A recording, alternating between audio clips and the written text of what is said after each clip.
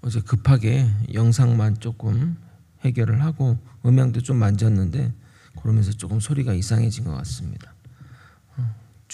주말에 꼭 해결해 놓도록 하겠습니다.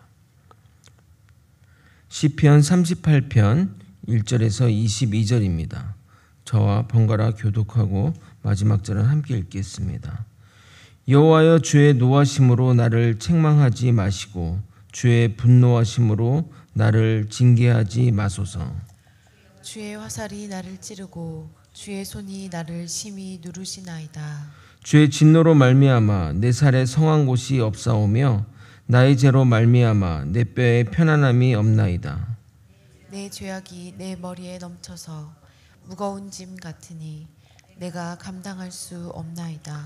내 상처가 썩어 악취가 나오니 내가 우매한 까닭이로소이다. 내가 아프고 심히 구부러졌으며 종일토록 슬픔 중에 다니나이다. 내 허리에 열기가 가득하고 내 살에 성한 곳이 없나이다. 내가 피곤하고 심히 상하였음에 마음이 불안하여 신음하나이다. 주여, 나의 모든 소원이 주 앞에 있사오며 나의 탄식이 주 앞에 감추이지 아니하나이다. 내 심장이 뛰고 내 기력이 쇠하여 내 눈의 빛도 나를 떠났나이다. 내가 사랑하는 자와 내 친구들이 내 상처를 멀리하고 내 친척들도 멀리 섰나이다. 내 생명을 찾는 자가 올무를 놓고 나를 해하려는 자가 괴악한 일을 말하며 종일토록 음모를 꾸미오나 나는 못 듣는 자 같이 듣지 아니하고 말 못하는 자 같이 입을 열지 아니하오니 나는 듣지 못하는 자 같아서 내 입에는 반박할 말이 없나이다. 여호와여, 내가 주를 바라싸오니 내 주 하나님이 내게 응답하시리이다. 내가 말하기를 두렵건대 그들이 나 때문에 기뻐하며 내가 실족할 때에 나를 향하여 스스로 교만할까 하였나이다. 내가 넘어지게 되었고 나의 근심이 항상 내 앞에 있사오니 내 죄악을 아뢰고 내 죄를 슬퍼함이니이다. 내 원수가 활발하며 강하고 부당하게 나를 미워하는 자가 많으며 또 악으로 선을 대신하는 자들이 내가 선을 따른다는 것 때문에 나를 대적하나이다. 여호와여, 나를 버리지 마소서. 나의 하나님이여, 나를 멀리하지 마소서. 속히 나를 도우소서. 주 나의 구원이시여. 아멘. 추석 명절입니다. 풍성한 한가위가 되시길 예수님의 이름으로 축원드립니다. 시편 38편은 다윗의 시로서 시의 분류상 참회시로 분류되는 시편입니다. 이 시편은 다윗 개인의 참회시이면서 동일한 삶의 정황에 처한 이스라엘 공동체를 위해 예배 의식 중에 사용된 시편이기도 합니다. 시편 전반부에 있는 시편들은 모두 죄의적인 형식, 죄의적인 의식 가운데 쓰여진 시라고 보면 됩니다. 저번에도 언급했지만 우리가 지금 예배 때 부르는 찬양, 그런 이 낭송, 또 이렇게 노래로 불리어졌던 것 같습니다. 우리는 다윗의 참회함은 잘 알다시피 다윗의 충실한 부하의 아내 밧세바와 간음하고 그의 남편을 교살한 죄가 가장 먼저 기억이 나실 것입니다. 다윗은 부하를 교살한 것에 그치지 않고 남편이 죽은 여인을 데려다가 자신의 부인으로 삼습니다. 사무엘하 11장 27절을 보면 우리아의 장사가 마치자마자 밧세바를 아내로 들이고 아들을 낳았다고 기록하고 있습니다. 사무엘하 11장 27절입니다. 그 장례를 마침에 다윗이 사람을 보내 그를 왕궁으로 데려오니 그가 그의 아내가 되어 그에게 아들을 낳으리라. 다윗이 행한 그 일이 여호와 보시기에 악하였더라. 그리고 나단 선지자가 와서 그를 꾸짖을 때까지 다윗은 회개하지 않았습니다. 정확히 말하면 그동안 기도하지 않았단 말이며 기도를 했다 할지라도 형식적으로 했다는 말입니다. 그 기간을 아무리 작게 잡아도 10개월입니다. 10개월 동안 자신의 죄를 자각하지 못하고 하나님께 무릎 꿇고 기도하지 않았다는 것입니다. 누가요? 하나님 마음에 쏙 드는 다윗이 말입니다. 모든 일에 간구하며 주님께 의뢰했던, 주님을 철저히 의지했던 다윗이 말입니다. 저는 우리도 이럴 수 있다고 생각합니다. 믿음 없이 하나님과 교제 없이 교회에 올 수 있습니다. 10개월이 뭡니까? 10년이 넘게 아무 생각 없이 습관을 따라 교회에 올 수 있습니다. 우리 교회는 없을까요? 저는 있다고 생각합니다. 죄송한 이야기지만 교회에 상당한 사람들이 하나님과 인격적인 교제가 없이 신앙생활을 할 수 있다고 생각합니다. 그러므로 주님께 통회하고 기도하는 자라면 그가 무슨 죄를 지었고 지금 무슨 죄악에 있다 할지라도 희망이 있다고 생각합니다. 오늘 우리는 이 다윗의 시편이 우리의 시편이 되길 소망합니다. 정말 눈물로 주님께 나아가 우리의 모든 죄를 내어놓고 회개하는 시간이 되길 간절히 소망합니다. 말씀으로 인해 주님과 가까워지는 시간이 되길 예수님의 이름으로 소망합니다. 1절부터 10절까지 주의 징계로 인한 고통을 묘사하고 있습니다. 사전 지식이 없이 이 시편을 읽으면 다윗이 엄청난 질병에 걸린 줄 알 것 같습니다. 그가 겪는 고통의 묘사를 보면 마치 치유하지 못할 불치병에 걸린 환자나 말기암 환자의 모습을 보는 것 같습니다. 그만큼 죄에 대한 고통과 아픔이 육체의 아픔까지 전달되는 것을 보여줍니다. 3절, 6절, 7절을 읽어드리도록 하겠습니다. 주의 진노로 말미암아 내 살에 성한 곳이 없사오며 나의 죄로 말미암아 내 뼈에 평안함이 없나이다. 내가 아프고 심히 구부러졌으며 종일토록 슬픔 중에 다니나이다. 내 허리에 열기가 가득하고 내 살에 성한 곳이 없나이다. 그러나 이 모든 것은 육체의 아픔을 말하는 것이 아닙니다. 영적인 죄악으로 인해 겪는 정신적인 아픔들입니다. 실제 정신적인 질병이 육체의 아픔으로 전이되는 경우를 보게 됩니다. 공황장애 같은 경우를 보게 되면 심하면 육체적 고통이 동반된다고 하니 지금 다윗의 상황은 공황장애의 그 최극단에 있는 자의 모습이라 하겠습니다. 다윗의 영적 실체의 모습이 5절에 기록되어 있습니다. 내 상처가 썩어 악취가 나오니 내가 우매한 까닭이로 소이다. 그러니까 실제적으로 아파서 상처가 썩은 내가 난다는 것이 아니라 그 어떤 영적인 상태가 그런 정도라고 이야기하는 겁니다. 다윗은 죄악을 저질렀지만 한동안 그것이 죄악인지 인식조차 하지 못하고 있습니다. 그러니까 그 죄악이 썩을 수밖에 없는 거죠. 죄악이 썩어서 악취가 나는데도 본인만 몰랐다는 것입니다. 세상 사람들은 다 알고 수군거리고 있는 상황에서도 말입니다. 죄악에 물들면 이렇게 사람이 우매해지는 것입니다. 가장 비극 중에 하나는 세상 모든 사람들은 다 아는데 본인만 모른다는 겁니다. 가끔 성도들이나 심지어 목회자 중에 자신의 문제를 전혀 모르는 분을 봅니다. 등잔 밑이 어둡다고 자신의 문제는 왜 저렇게 모르고 남 탓, 환경 탓을 하는 걸 보며 가끔 용기를 내어 그분에게 이야기를 해보지만 결국 돌아오는 것은 괜히 말했다라는 생각이 들 때가 한두 번이 아닙니다. 그럼에도 불구하고 개인적으로 다윗에게 거침없이 쓴소리를 날렸던 나단 선지자를 좋아해서 저렇게 정말 쓴소리를 팍팍 해야지 하는 그런 사람이 되어야지 마음먹지만 실제에서는 그렇게 하지 못합니다. 이렇게 피폐한 상태의 자신의 영적 현 상황을 다윗은 이렇게 표현합니다. 10절입니다. 내 심장이 뛰고 내 기력이 쇠하여 내 눈의 빛도 나를 떠났나이다. 다윗은 자신의 암울한 상태를 심장이 뛰는 걸로 표현합니다. 이것은 건강이 좋고 활력이 있다는 의미가 아니라 불안하고 초조로 안절부절 못하는 것을 말하는 겁니다. 그로 인해 기력이 쇠하여진 것입니다.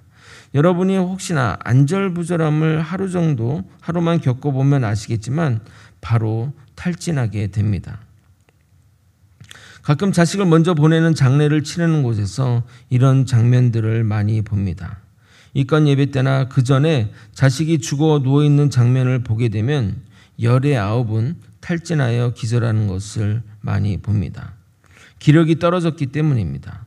결국 그로 인해 그의 눈의 빛이 떠났다고 말합니다. 이스라엘에서는 눈은 몸의 건강과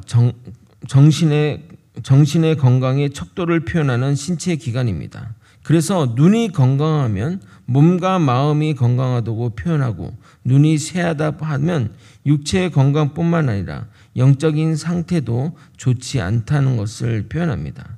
그래서 야곱을 에서로 착각해서 축복한 이삭이나 자식 관리를 전혀 하지 못한 엘리 대제사장의 눈이 어둡다고 표현한 것입니다. 단순히 눈이 안 보이는 것을 넘어 영적으로 둔감한 상태, 영적으로 이렇게 쇠퇴한 상태임을 눈으로 표현하고 있는 겁니다. 이어지는 11절부터 16절까지는 친구들로부터 버림받고 원수들에게 조롱받는 비참한 심경을 이야기하고 있습니다. 11절을 여러분이 한번 읽어보도록 하겠습니다. 함께 읽겠습니다. 시작. 내가 사랑하는 자와 내 친구들이 내 상처를 멀리하고 내 친척들도 멀리 섰나이다.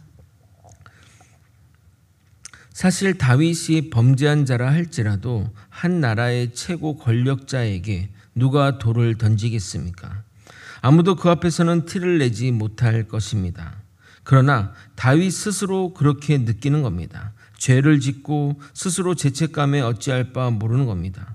그래서 사랑하는 자들과 친구들이 나를 멀리하고 심지어 자신의 친척들도 나의 죄를 이야기하는 것이 아닌가 생각하게 된다는 것입니다. 이런 다윗의 상태를 대인 기피증 환자와의 상태와 비슷하다고 보면 됩니다. 과거 크나큰 잘못을 해서 오랜 기간 동안 방송에 출연하지 못한 연예인이 오랜만에 방송에 나와서 그간의 소회를 이야기하는데 자신이 지나갈 때 누가 이야기만 해도 자신을 욕하는 것처럼 들려 밖으로 나오지 못하고 집에만 있었는데 그런 기간이 2년 동안 지속되었다고 합니다.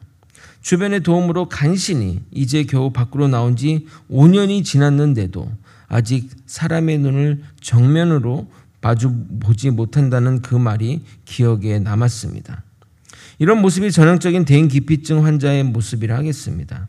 이게 심화가 되면 우울증, 공황장애로 발전하게 되는 겁니다. 12절을 보겠습니다. 내 생명을 찾는 자가 올무를 놓고 나를 해하려는 자가 괴악한 일을 말하여 종일토록 음모를 꾸며나. 물론 실제 대적들이 이런 행동을 할 수 있으나 성경의 역사를 보게 되면 그의 범죄 이후 압살롬 반역 전까지 대적이 그를 위협한 적은 없습니다. 그러므로 이 일 또한 실제하는 일이라기보다는 다윗의 상태가 피해 망상증의 상태가 아닌가 짐작해 봅니다. 여러분, 로마의 최악의 황제를 꼽으라고 한다면 사람들은 주저하지 않고 네로 황제를 꼽습니다. 그러나 로마 네로 황제는 처음부터 그렇게 나쁜 왕이 아니었습니다.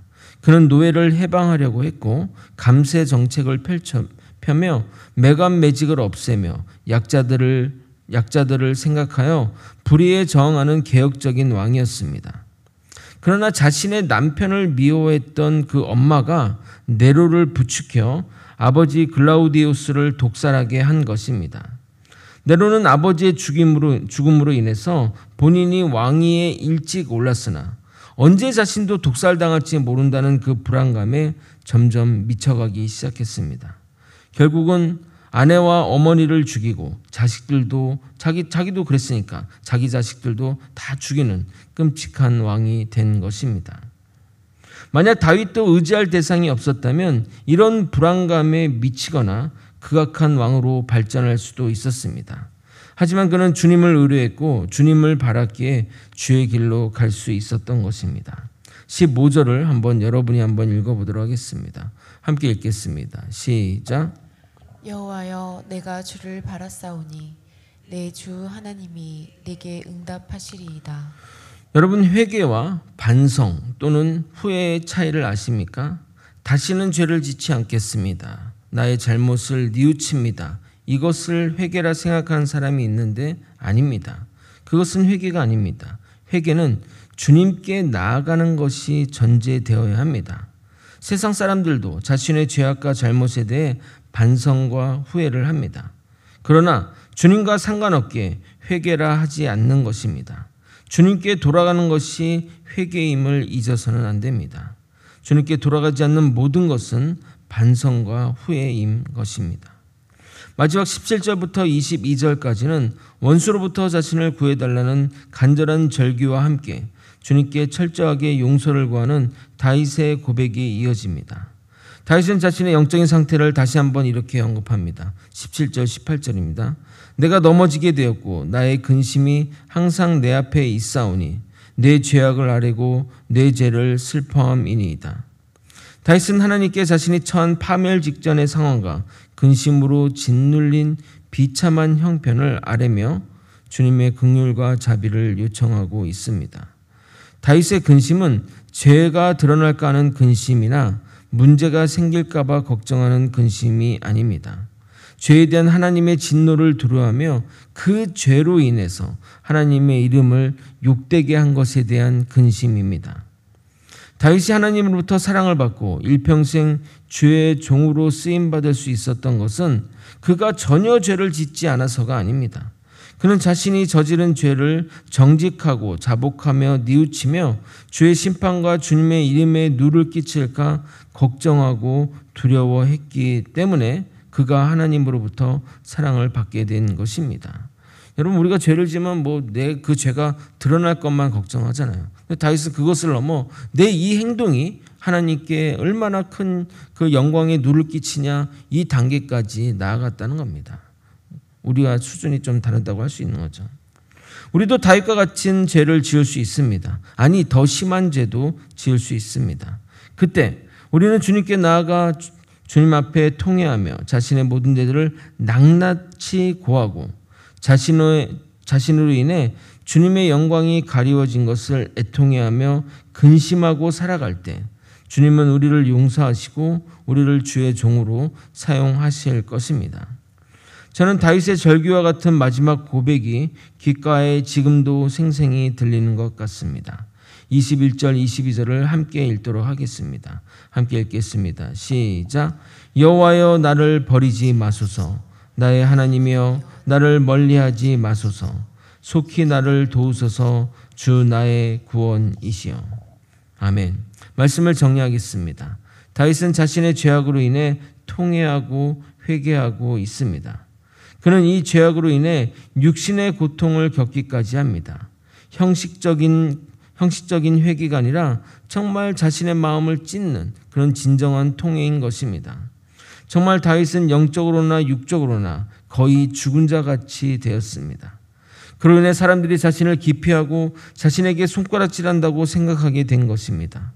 얼마나 자신의 죄악이 부끄러웠으면 이렇게 생각하고 행동하겠습니까? 사람의 눈을 무서워하고 가상의 대적들이 자신에게 덫을 놓는다고 피해 망상증에 사로잡히기까지 했습니다. 그러나 그는 돌아갈 곳이 있었습니다.